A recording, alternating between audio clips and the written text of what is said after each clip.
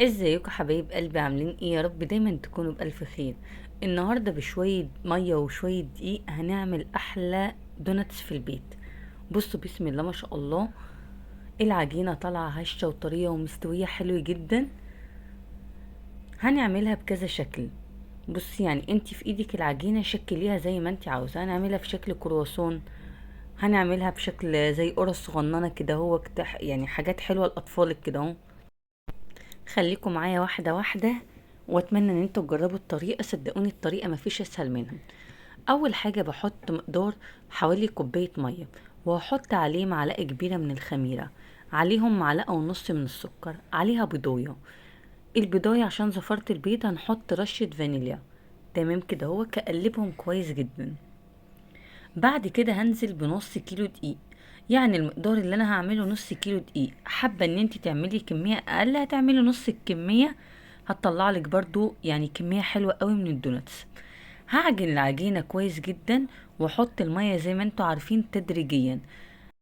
بعد ما بعجن العجينة كويس جدا بنزل بال الزبدة زي ما قلت لكم بنزل بيها في اخر العجين. الزبدة قد ايه؟ الزبدة حوالي 3 معالق من الزبدة، حوالي 50 جرام من الزبدة بالظبط.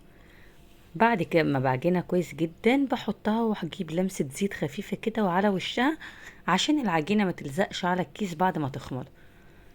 اهو بصوا بسم الله ما شاء الله، العجينة بعد ما خمرت كويس جدا بجيبها بقى واقسمها نصين.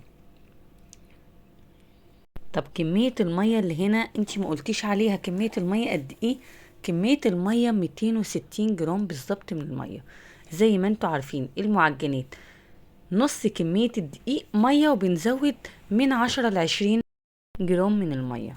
تمام كده. هو العجينة بعد ما قسمناها نصين بنشتغل بيها على طول، ما بنسيبهاش لما تريح ولا حاجة. هي العجينة خمرانة كويس جدا. بعمل العجينة على شكل مستطيل زي ما انتوا شايفين كده. هو عشان انا هعملها على يعني بشكل مختلف، هعملها بشكل الكرواسون. بصوا بالشكل اللي انتوا شايفينه دوت.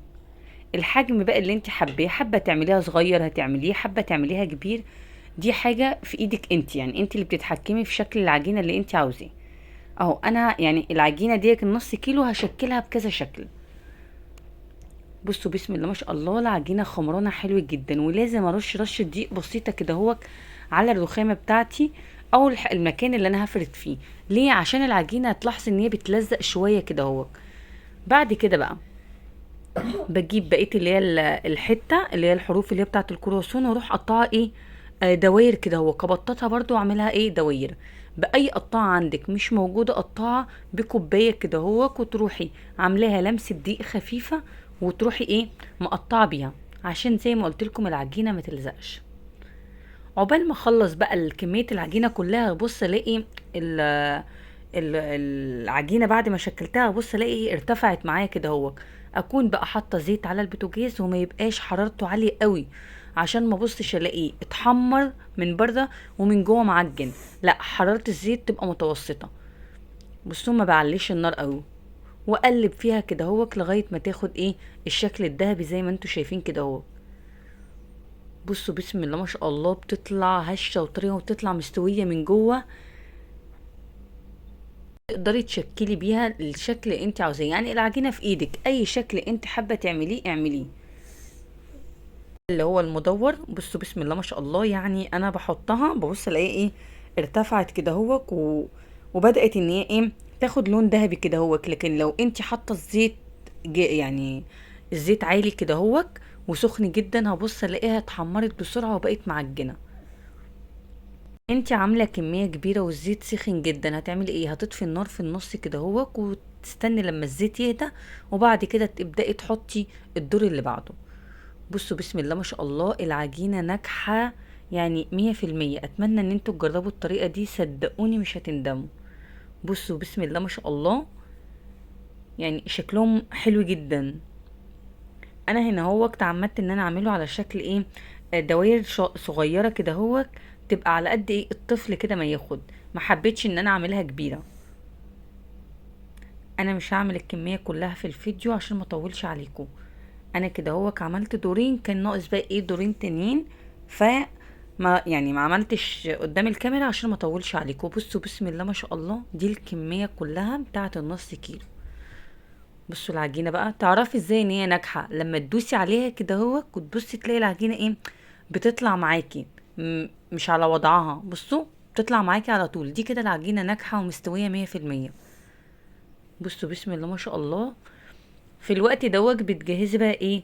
نوتيلا شوكولاته وبتسيحيها. دي انا كانت عندي نوتيلا بيضه اللي هي سما، انا ما زودتش عليها زيت ولا اي حاجه، انا قلبت فيها كويس جدا عشان ان هي ايه، من التقليب تسيح كده هوك معايا، من سخونة التقليب تسيح معايا عشان تبقى ماسكة نفسها. يعني انا ما حبيتش ان انا ازودها زيت ولا اي حاجة. بصوا بسم الله ما شاء الله، العجينة طالعة حلوة جدا. ودلوقتي برضو بعد ما هعملها بالنوتيلا هوريكم لما العجينة يعني هنفتحها كده هوك هتبقى عاملة ازاي. حابة تعمليها بشوكولاتة بني اعمليها، دي حاجة ترجع لك انت. زي ما قلت لكم قبل كده، التزيين دوت حاجة بترجع للشخص اللي بيحبه هيعمله. بس انا المرة دي عملتها بالنوتيلا الايه، اللي هي البيضة. بعد بقى ما هعمل الكمية كلها زي ما انتوا شايفين كده هو، هنزل بقى عليها بايه، صوص الشوكولاتة كده من فوق من على الوش. ده كان جناش شوكولاتة كان عندي، فحطيت منه ايه شوية على النوتيلا كده هو، اداها ايه يعني شكل حلو جدا وطعمها كان حلو برضه. لو انتي مش متاح عندك شوكولاتة ما تعقديش نفسك خالص، شوية سكر بودرة كده وهترصيهم من على الوش هيبقى طعمها تحفة. يعني كفاية ان انتي عاملة حاجة من ايدك لولادك وبتوفري كتير جدا من بره.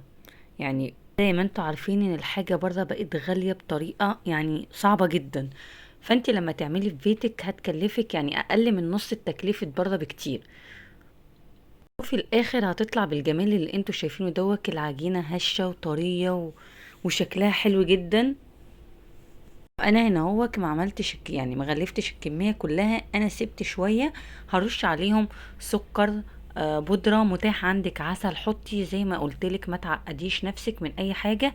العجينة معاكي ناجحة 100%، يعني شكليها بالاشكال اللي انت حباها. والتزيين دوت حاجه ترجع شويه عسل يعني هتحطيهم، شويه سكر، متاح نوتيلا هتحطي، مش متاح اي حاجه من الحاجات ديت هتعملي شويه شربات بتاع الحلويات بس يكون تقيل.